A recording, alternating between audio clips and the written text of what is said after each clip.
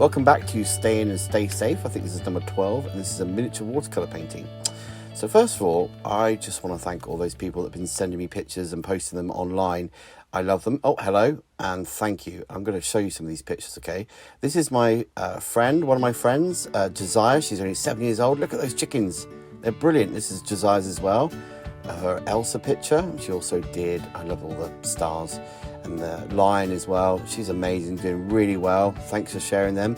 And these are from some slightly older people. I'm not going to mention names in case they don't want me to, but these are all the efforts have been sent. I'm going to safely say this is Sonia. Look at that. Look at that watercolour. That is beautiful, the grass and everything. And she incorporated the rhino here with the chickens. I thought that was hilarious. And this is the attempt at all the other ones that I've done as well. And they're just amazing. So I'm so grateful for people that send them in to me. Thank you so much. And I will post pictures on here if you want me to. They're brilliant, and I'm really excited that you're actually taking part and having a go at doing this. So if you haven't done one already, get on it. Right, first of all, this is a bit of watercolour paper. Only it's a small bit here, but you can use any sort of strong paper, okay? Like really strict, strong paper. And I stuck it down with some surgical tape because that seemed to work. I don't have any gum tape. So I put water on first, then yellow. I'm using the little watercolours here, the little ones you might have kicking around in your house. Just if you don't have any watercolors, obviously you can try this with acrylic or poster paint or whatever, but you've got to start with the yellow first on wet paper, and then I'm just adding a little bit more water here and make it bleed a bit more.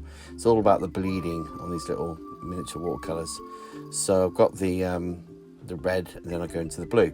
If you go from the yellow to the blue, you're going to get green, so the red stops the yellow and blue going green. That's why sunsets always have yellow, red, and then blue, just to stop any green happening.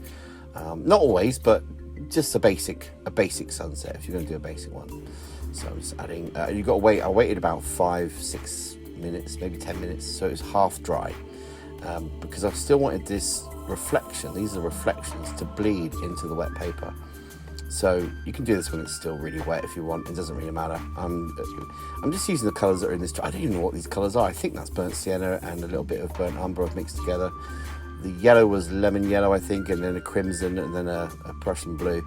But I'm not sure because these are not labelled. This is a really old tin that someone gave me years ago, which I really appreciate. I'm actually tidying up the tin now and making it clean again. So this is just like the reflection of trees and things. Okay, I'm putting in here. I'm just tidying up the top line there a little bit. So it doesn't really matter. That can be quite rough as you want. I'll just leave it. Wait until it's dry completely. You can use your hairdryer or whatever if you can't wait, but you can't wait. So it goes all flat again, the paper, it pulls flat, which is great. Now I'm using the same colours, but a smaller little brush. Well, it's the same brush, but I'm not using as much water. I'm using less water. And now I'm doing the little trees and the little horizon line here on the lake. Imagine this is a reflection. Now what I'm doing is basically copying what's below and doing it above. Does that make sense? So if you imagine, I think I sort of point to this in a minute with my finger. I think I'm trying to show you. But obviously I'm trying to create the same sort of shapes that are below, but above, but smaller, a lot smaller, and more detail. This is why you wait for it to dry, so this doesn't bleed as much. These are just some sort of little tree shapes. You can do little branches going off different directions. It doesn't really matter really what kind of trees you put here. But I am trying to reflect what's below, above, if that makes sense. Going in a roughly straight line. So if it's big there, I do it big there. And, I just reflect what's below with these little trees. This is the same colours. I think it's burnt sienna, burnt umber, but brown basically. If you're watching this and you're a slightly younger viewer, it's brown basically. And if you don't have a brown, you can mix a brown. If you mix all the colours together, you'll get a brown. So if you mix red, blue and green, or red, blue and yellow, and you'll get a brown. So you can mix that if you want, if you don't have a brown. But yeah, I'm putting in all the trees now.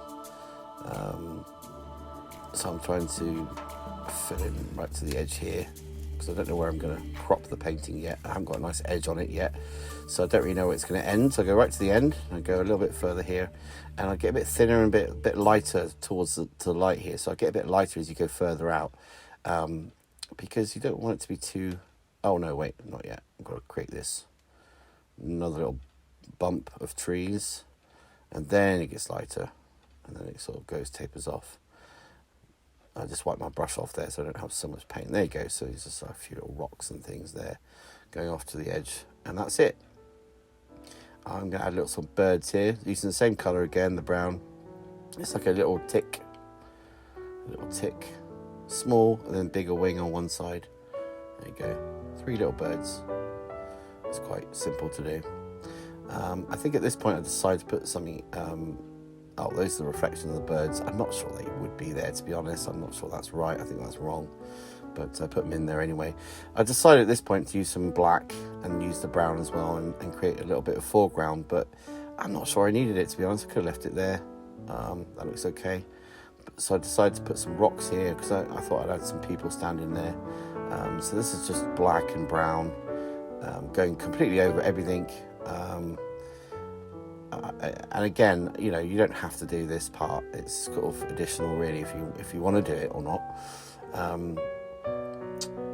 But yeah, if you feel like doing this, you've got to make sure it's definitely dry underneath. And here's my little people, which is, like I said before, carrots with little heads on the top. So tiny little head in a carrot shape going down to the floor. I thought, well, maybe this person is holding hands with someone else, so we'll put a person here and there together. Because we all feel a little bit lonely at this time, don't we? So I thought I'd better not just leave it with one person. I'll just have 2 people. Hoping for looking forward to the day where we can all go outside and hold hands and you normally sign watercolors with pencil, so I'm using my pencil here to sign my watercolor with in the corner there, and I'm going to wait for that to dry. And now peeling off the tape, I'm telling you this because this is so important. If you've done a wet watercolor painting, if you peel towards the picture, it'll rip the picture off, so you peel away from the picture always. Okay, the amount of paintings I've ruined by pulling the wrong way. Pull it away from the picture, definitely, okay? Now, there you go. I'm left with the picture, and there's a little frame. Like I said before, frames make things look amazing. Even if it's not a very good picture, a frame just makes it look great. So thanks for watching, and I look forward to seeing your efforts on that and doing more things. Leave comments on what you want to see. Thank you, and stay safe, and please share me your pictures. Bless you. Bye.